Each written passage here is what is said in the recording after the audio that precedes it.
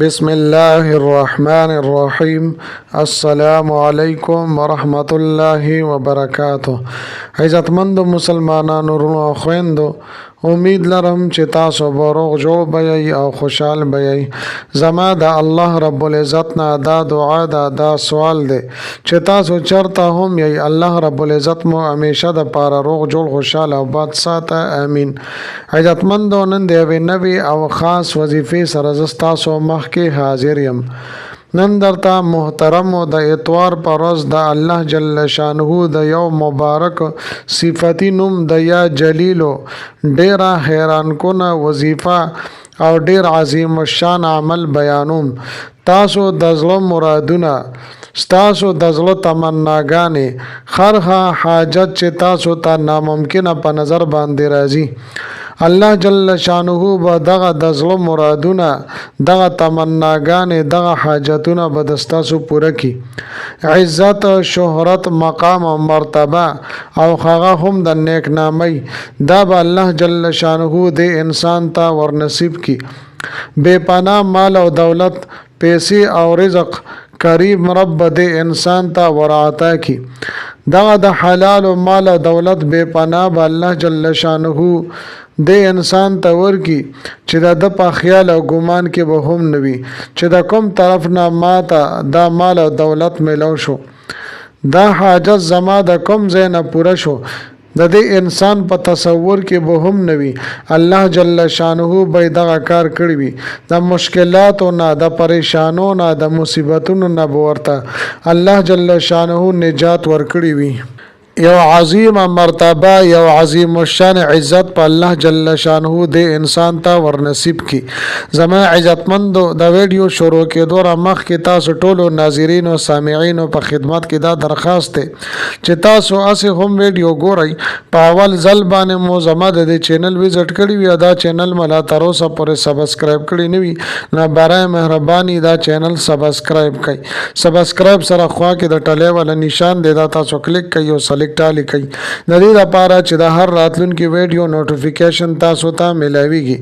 ځکه چې زما عزتمندو په دې چینل کې زه تاسو ته هر قسم مستند وظایف راوړم. هغه مستند وظایف چې مال خپل استادانو د هغې اجازت راکړې ده. دین علاوه زما عزتمندو، زما د حوصله افزایی د لپاره ویډیو ضرور لایک کړئ او لاندې کامنټ کې تاسو ماشاءالله، سبحان الله، جزاک الله یا د دې په شان نور خپل الفاظ لیکي. د لپاره چې مال حوصله افزایی ملاويږي او نور ډېر خپل وظایف ز تاسو ته په دې چینل کې راوړم. محترم انسان په زندګۍ کې دا کوشش کوي، دا د ارزو وي، دا د تمنای چې یاره داسې حاجت مې ده دا پوره شي او ورسره ماته عزت او شهرت هم ملو شي. د لپاره خلق مختلف قسمه حربې استعمالي، لیکن اکثر تاسو بلیدلی وي چې یو کس ته ډیر زیات شهرت ورته ملو ده، مقام او مرتبه ورته ملو ده، خو چې ورپسې نظر واچي او وګوري نو هغه به دا مال په ډیرو حرامو باندې زیات کړی وي، دغه ځای ته به په حرامو باندې رسیدلی وي، د بدنامۍ، عزت او شهرت ورته ملو شوی وي. لیکن محترم او د یا جلیل او دا کوم عمل او وظیفه شي دا به د انسان ته د نیک نامه عزت ورکړي او چې د انسان حاجتونه پوره شي، مشکلات حل شي. دغه شانت زما عزتمند او دته د حلال او مال او دولت ورنصیب شي او د رزق تنګي او پریشانی د دنه ختم شي. د دینه د انسان ته بل دومره غټه خوشحالي او مرتبه او عزت بل کم یو ده. محترم د یا جلیل او مانده ډیر د بزرګي والا، اوچت مقام والا او اوچت مرتبه والا. نو زما عزتمندو، د دې نوم نه تاسو اندازه ولګوي چې د دې نوم چې د الله جل شانه صفتی نوم دی،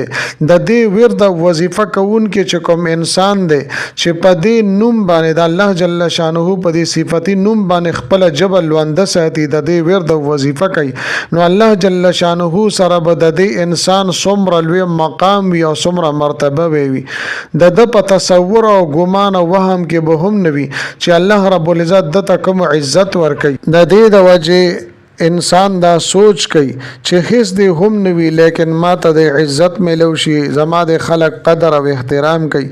لہذا زما عزتمندو د یا جلیل وظیفه کون کې انسان ته د دنیا الله جل شانه د قدمونو لبراولي او دومره عزت او شهرت ورته ملاويږي چې چرته هم زی خلق ورته سلامونه کوي او چې چاته خبره کوي نو هر انسان به د خبره مني ټول خلق به الله جل شانه د دې انسان تابعدار او ګرځي او دته به تیار ولاړ وي کله چې د څه جایز معاملې وي د څه کار پیخيږي او چې چاته څه خبره کوي نو هر انسان به د خبره مني ټول خلق به د انسان تابعدار وي او دته به تیار ولاړ وي محترمو د دې وظیفه ډېر حیران کن او جلالی کمالات دي اسوک چې هم د یا جلیل ورد وظیفه کوي نو په ټوله ژوندۍ کې به دته هیڅ کله هم د مال او دولت د رزق تنګی را نشي بیا چې دې څه غواړي او د کوم سیس طلب کوي او د څه تمنا کوي څه زړه په شرط د دې چې جایز وي الله جل شانه ورته هغه پوره کوي لہذا محترمو کاروبار د پاره مسائل وی کاروباري مسائل وی تاسو ته د روزګار مسلې وی صرف 10 منټه عمل له لیکن ډیر حیران کن کمالات دي بهر حال زما عزتمندو چې یو انسان ته یو حاجت را پیښ شي او هغه ناممکنه حاجت وي یا سم مشکل وي پریشانه کې دی راگیر شي نو د هغه د پاره تاسو ته نن د یا جلیل او د عظیم الشان وظیفه بیانوم زما عزتمندو چې کوم یو بنی آدم د هر مز نه پس یعنی 15 واړو وخت منځونو نه پس 15 منټه یا شپږ منټه کینی او د یا جلیل او د وظیفه وکي نو د طاقت بده محسوس کی چې د تب الله جل شانو سمره عزت او مال او دولت ور کوي او د حاجتونه به داسي پوره کیږي چې د په وهم او ګمان کې به هم ناراضي او بل تحفه زما عزتمند در کومه هغه دا چې زمونږ رونه او خويند چې د هغوی واده وشي او اول شپه وي نو د یا جلیل او د وظیفه وکي او بیا خوک سیز باندې میټای و غیره باندې هغه شوف کی او خاون خزه دواړه اوخري نو دای په منس کې و مینا او محبت او اتفاق او اتحاد تر اخره پورې قائم وي